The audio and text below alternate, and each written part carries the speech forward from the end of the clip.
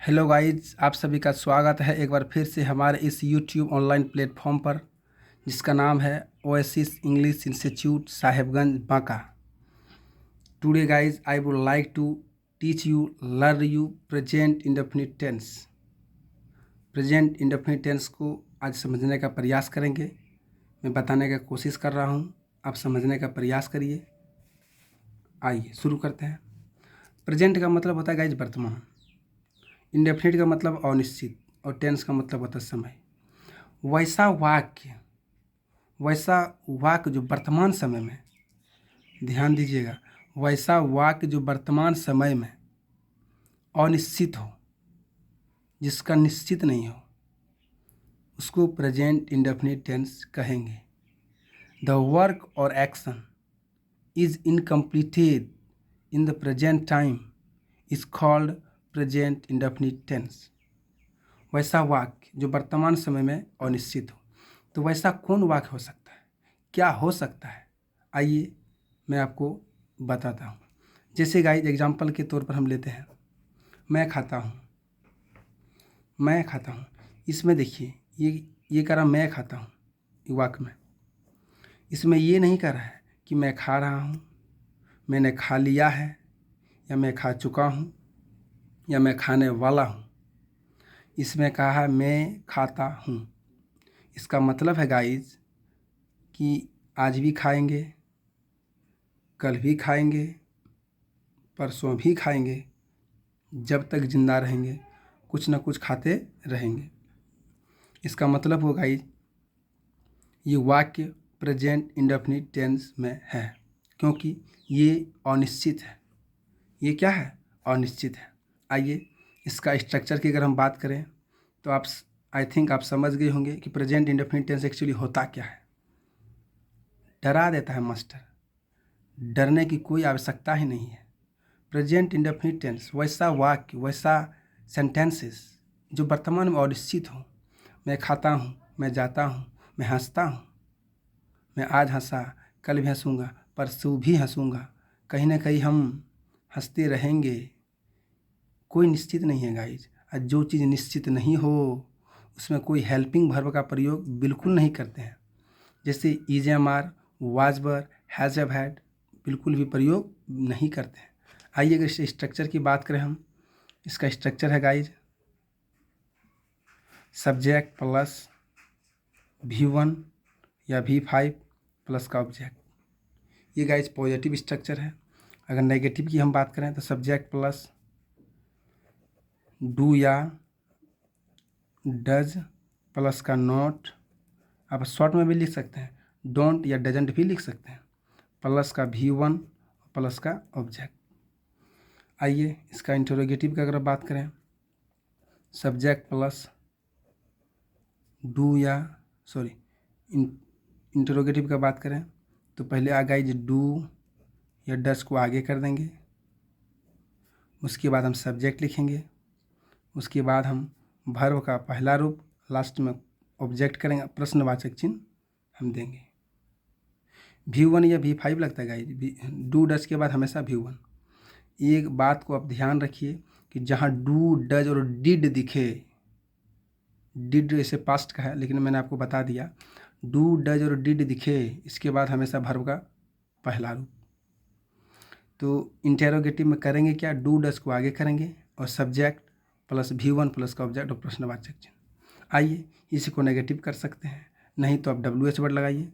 WH word guide जैसे वाट, how, when, where, ये सब WH वर्ड है गाइज। WH वर्ड लगाइए, उसके बाद तुरंत लगाइए अब डू या फिर डज प्लस का सब्जेक्ट प्लस का V1 प्लस का ऑब्जेक्ट। आइए एक एग्जाम्पल करते हैं, वही एग्जाम्पल गाइज, मैं खाता हूँ, मैं खाता हूँ,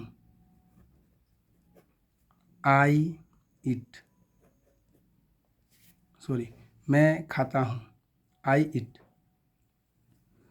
मैं नहीं खाता हूँ,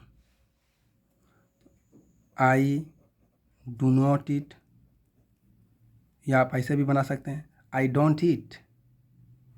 मैं रोटी नहीं खाता हूँ, आई डोंट ईट ब्रेड। आई। क्या मैं खाता हूँ? डू आई ईट, प्रश्नवाचक चिन्ह देंगे गाइज। मैं क्या खाता हूँ? तो व्हाट डू आई ईट। इस तरह से आप बना सकते हैं। और एग्जाम्पल मैं आपको दिखा रहा हूँ अभी। आइए दूसरा एग्जाम्पल, जैसे वह जाती है। इसका गाइज हम दो बना रहे हैं, सी गो, दूसरा बना रहे हैं यहीं पर सी गोज। अब आप बताइए दोनों में से कौन सही है? गाइज ये गलत है, ये सही है। क्यों सही है यही पता नहीं है आप लोगों को, ये सही क्यों है, ये सही क्यों नहीं हुआ। जब आप क्वेश्चन करेंगे, प्रश्न करेंगे, कहीं ना कहीं आपकी जो जानकारी का लेवल है और आगे बढ़ेगा। आइए हम आपको इसको बताने का प्रयास कर रहे हैं आखिरकार ये सही है, ये क्यों नहीं सही है। आइए देखिए गाइज, ये जो है सब्जेक्ट मेरा सिंगुलर है और ये जो वर्ब है मेरा सिंगुलर है। यहाँ देखिए गाइज, ये जो सब्जेक्ट है मेरा प्लूरल सिंगुलर है और ये जो वर्ब है प्लूरल है। एक रूल कहता है अगर सब्जेक्ट मेरा सिंगुलर है गाइज तो वर्ब भी सिंगुलर चाहिए। अगर ये सिंगुलर है तो ये प्लूरल नहीं हो सकता है, ये सिंगुलर है ये भी सिंगुलर है, इसलिए ये सही है। क्यों सही है? इसलिए सही है क्योंकि सब्जेक्ट का जो जन्म होता है गाइज सिंगुलर में होता है और वर्ब का जो जन्म होता है प्लूरल में होता है। वर्ब में जब हम एस या ई एस लगाते हैं तो प्लूरल बनता है और सब्जेक्ट में जब हम एस या ई एस जोड़ते हैं तो सिंगुलर बनता है। इसी वजह से ये सिंगुलर सब्जेक्ट के साथ सिंगुलर वर्ब, अगर प्लूरल सब्जेक्ट रहेगा तो प्लूरल वर्ब, सिंगुलर सब्जेक्ट के साथ सिंगुलर वर्ब और प्लूरल सब्जेक्ट के साथ प्लूरल वर्ब। जैसे प्लूरल सब्जेक्ट कौन कौन है गाइज? आई, वी और एक यू और एक चौथा है दे। इसको छोड़कर, इस चारों को छोड़कर, आई वी और you they, sorry I we you they को छोड़कर दुनिया का कोई भी सब्जेक्ट मिले, इसको छोड़कर वो सब सिंगुलर होगा सिवाय ये प्लूरल होगा। आई वी यू दे को छोड़कर कोई भी सब्जेक्ट मिले सब प्लूरल होगा, सिंगुलर होगा, सॉरी सब सिंगुलर होगा इसको छोड़कर। अगर इसको अगर बनाए हम, तुम जाते हो, तुम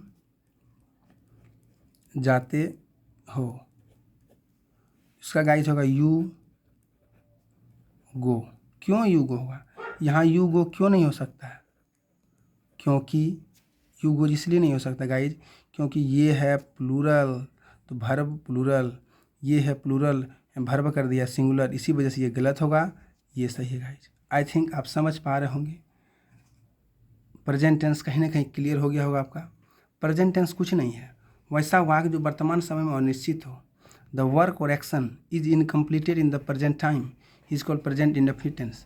आई थिंक आप समझ पा रहे होंगे, आप समझ गए होंगे। Thank you so much video को देखने के लिए। वीडियो को शेयर करिए, आप उन बच्चों तक पहुंचाइए जो कहीं ना कहीं इंग्लिश में कमज़ोर है, इंग्लिश सीखना चाहते हैं, इंग्लिश बोलना चाहते हैं, इंग्लिश में लिखना चाहते हैं। Thank you guys, thank you so much.